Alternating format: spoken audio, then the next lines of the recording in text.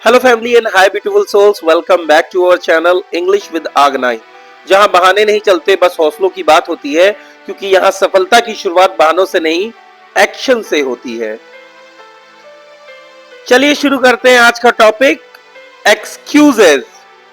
हम सब ने कभी ना कभी बनाए हैं, कभी नींद का, कभी वक्त का, कभी हालात का।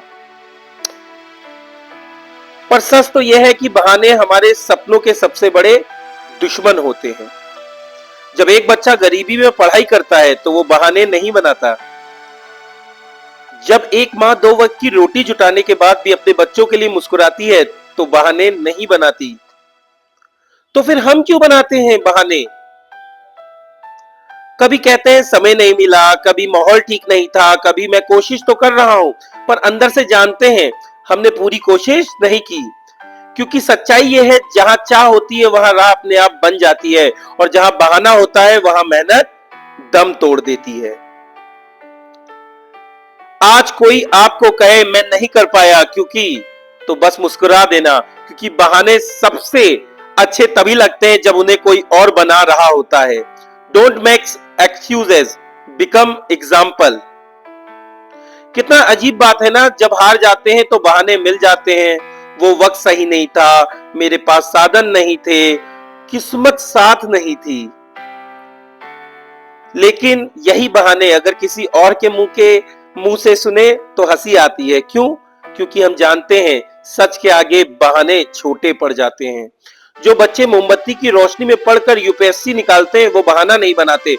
जो लोग लाठी के सहारे पहाड़ चढ़ जाते हैं वो किस्मत को दोष नहीं देते।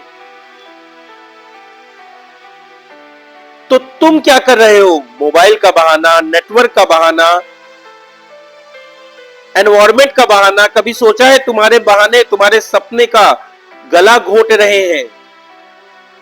बहाना वो चादर है जिसमें हम अपने डर को छुपा लेते हैं, पर एक दिन यही चादर हमारे अफसोस की चादर बन जाती है। पापा, आपने कहा था बेटा मेहनत कर वरना जिंदगी ताने देगी। पर मैंने क्या किया? मैंने नींद को वक्त से ज्यादा अहमियत दी, मोबाइल को किताबों से ज्यादा, और हर बार एक नया बहाना बना लिया।